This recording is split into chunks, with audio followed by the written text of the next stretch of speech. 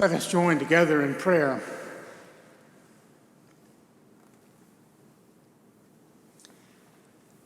Holy God, we pray that your Spirit will come and take this ancient story and bring it to life.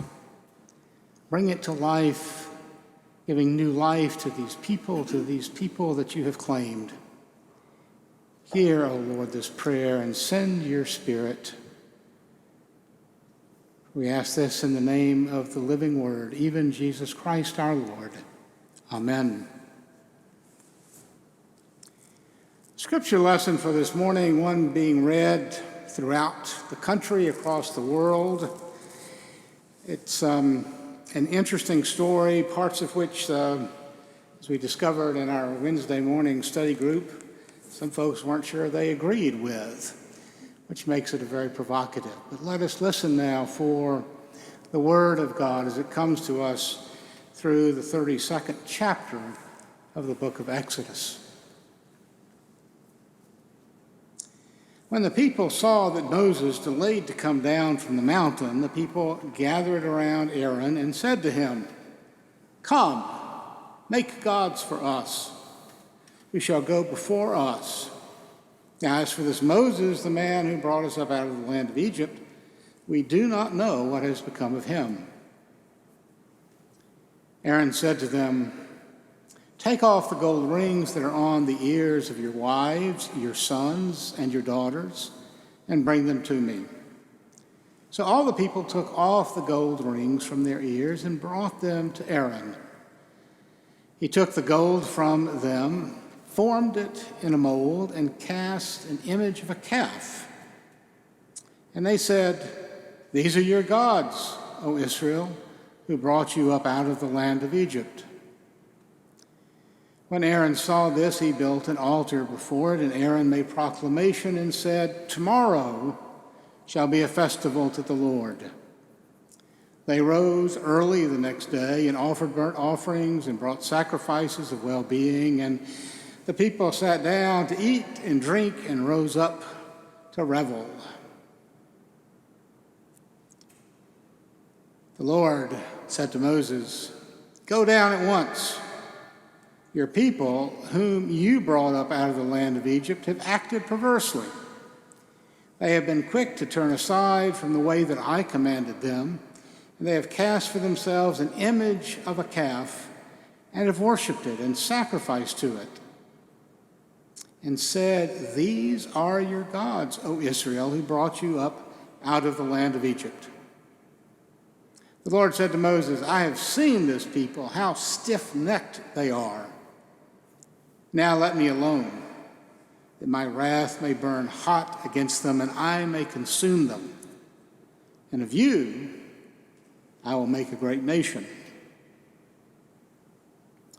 But Moses implored the Lord his God and said, "O Lord, why does your wrath burn hot against your people, whom you brought out of the land of Egypt with great power and with a mighty hand?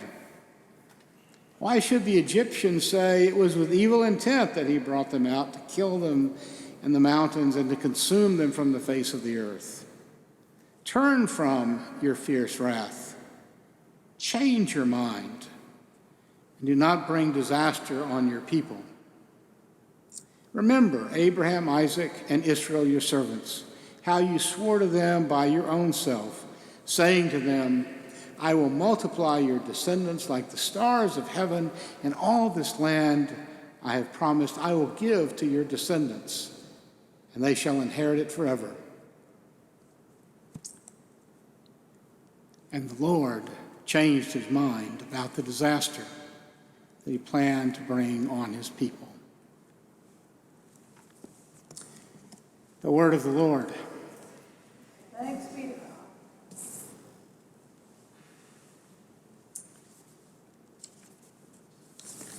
I hope and trust you have or will read the new edition of IPC's The Window, which looks like this. This is the church's quarterly newsletter. The stewardship team has set the context with the headline, which we've already heard this morning, of Counting Our Blessings. So I invite you to listen to some of the words that they shared. It says, leaves will soon change color and begin to fall. Autumn has arrived. All are reminders that soon Halloween will be here, followed by Thanksgiving, Christmas, and New Year's. The shorter days and certainly the festivities draw us all closer together, giving us the ability to take a look around and give thanks for our blessings. The world around us looks vastly different than 1 year ago. Holiday festivities will not be the same. Perhaps there will be fewer parties and adjustments to holiday traditions. But take a minute or two to look around you now. Even in the midst of this pandemic, which has caused much tension and hardship for many people, we can still find reasons to give thanks for God's favor. We give thanks for the numerous ways we as a church family are ministering to our neighbors through community ministries, to our families through Christian education, to our seniors through congregational care and deacons, to all our neighbors through virtual worship, the music and fine arts events. Our list of blessings continues to grow.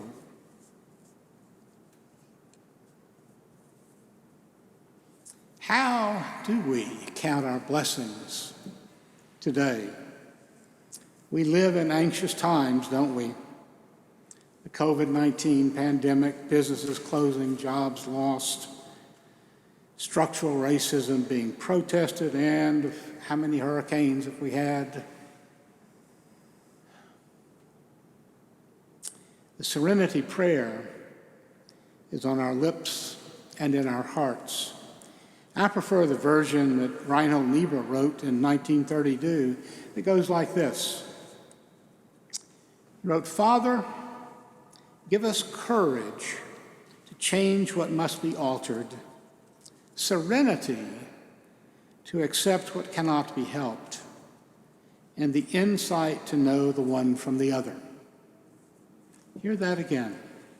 Father, give us courage to change what must be altered, serenity to accept what cannot be helped, and the insight to know the one from the other. Niebuhr knew 90 years ago in our own culture that the first prayer in anxious times is for courage. For courage.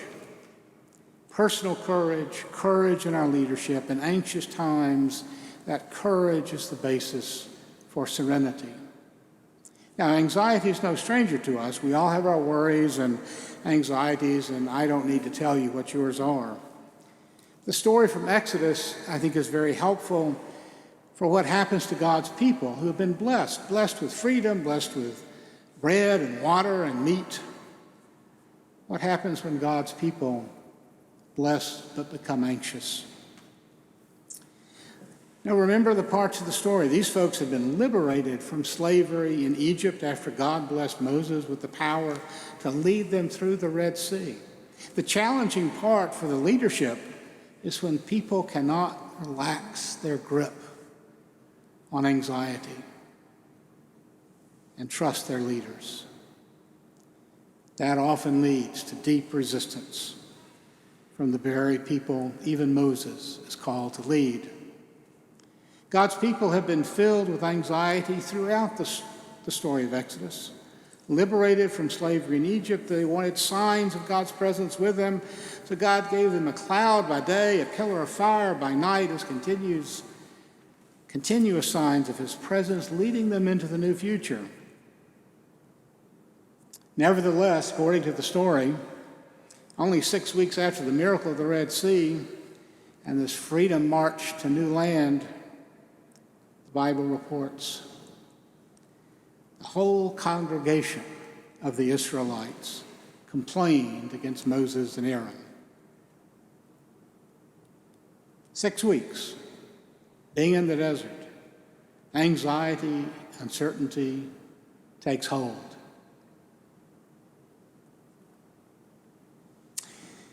It made them very much wish to return to Egypt, where they knew that they could find food, where they knew that indeed they could give up their freedom for that which satisfied, at least briefly.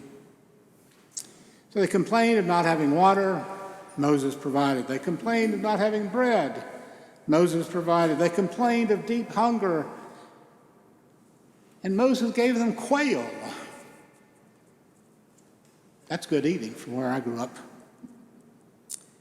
They complained of a deep hunger and anxiety only a few weeks from the experience. The people of faith are ready to turn back. Signs by day, signs by night of God's presence, blessings of bread and water and meat, blessings of a strong leader. Where is God? Their anxiety got the best of them again. Now, we all need and want some assurance that God is present with us. Once the escape from Egypt happened, people struggled to know what God was doing in their midst. They see a cloud by day, they can't see through it, they don't see God. They see the pillar of fire by night, and that's certainly not warm fuzzy, is it? They have eaten bread, the birds, the water, and they were told this is food, is evidence that they would know that God was with them.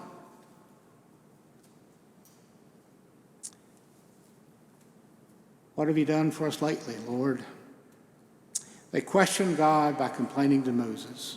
Moses was their link to the hidden presence of God. But now God and Moses are up on the mountaintop, and the people have to stay behind. They could not even go up to the mountain or even touch it on pain of death. What they heard from the mountaintop were not words of assurance, but the threatening sound of thunder. To use a contemporary expression I found this week, God and Moses ghosted. The people felt ghosted by God and Moses. Ghosting is when someone abandons you out of thin air without any explanation. Such was the case of God and Moses for the people in Exodus 32. A month passed, 10 more days passed. Nothing from this man. Maybe he was dead. Maybe he went up to the mountain and just simply died for lack of hunger. So they saved the people of Aaron. We don't know what's happened to him. You're here with us right now. Give us something that we can see. Show us something that we will know that God is here and we are secure. The blessings are forgotten. The anxiety arises. The people turn on Aaron, the only leader that they've got at the moment. I imagine people asking Aaron, why are you not solving this problem for us and make God present? We expect you to lead us out of this mess. Well, Aaron is like many leaders and gets hooked by these expectations and runs around trying to solve their anxiety. In seasons of transition, yes, transitions like this church is going through, transitions due to changes in pastors and leadership and job descriptions, in such seasons when roles and responsibilities are shifting, the temptation is to turn to the interim pastor, to the interim associate pastor, the remaining pastors. Solve our problems. Give us some sense of security. Our temptation is to become a leader like Aaron, a leader of a people who are grumbling and want a quick solution. Give them something to see, to touch. So the people turned to Aaron to help them manage their anxieties, and what did we get? The golden calf. Aaron manages the anxieties of the people by giving them a substitute assurance that God was with them. Rather than trusting God and God's plans, the people organized their faith and their life around their own capabilities, what they had on hand, their own plans, and what they thought would make them secure. Rather than symbols of a God who leads a people through night and day, who's with them in a tabernacle, a tent that travels from place to place, Aaron responds with a golden calf, static, unmoving, lifeless. The anxiety is resolved briefly at the expense of a future ministry and a faithful journey. How can a dead gold cow lead them anywhere? Well, God does not remain silent. He's been accused of abandoning the people, and so God describes the people as stiff-necked. Not a very sense of a warm, fuzzy God, is it? Accusing people of being stiff-necked. The Wednesday morning Bible study group suggested other words: rigid, arrogant, proud, stubborn, haughty. I hope those don't describe us. But Moses, in the midst of that anger of the Lord, shows effective leadership. Rather than being silent when God fusses and fumes about the people's need for security, Moses intercedes on the people's behalf. Moses will not simply accept the description of God's people as stiff-necked or perverse, because he knows what happens to perverse people. Go read the story of Noah and the flood. But Aaron has had a failure of heart. He gives in to those looking for the easy way with a substitute God, which cannot lead the people. Moses responds differently. He looks to the past blessings of God, relationship with the people. He looks forward to the future, a future where the people of God and God are reconciled. A way forward can be found. And yes, thanks to Moses' leadership and prayer, yes, God does have a change of heart. God relents, repents, changes his mind about the future of God's people. In God changing God's mind, we have a new and genuine openness to the future. God has not chosen some flattering yes man to be God's representative to the people.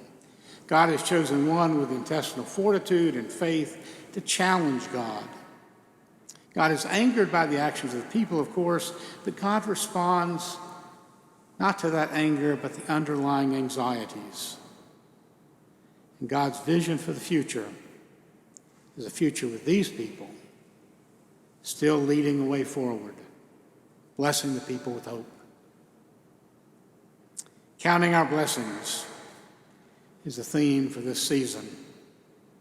These are anxious times, friends, but they should not stop us from counting our blessings. We should continue to tell stories of how God has blessed us, blessed this church, blessed this community, telling stories of a future based on faith and hope and love. So I invite you to embrace the future God has opened up with us, not give in to our anxieties.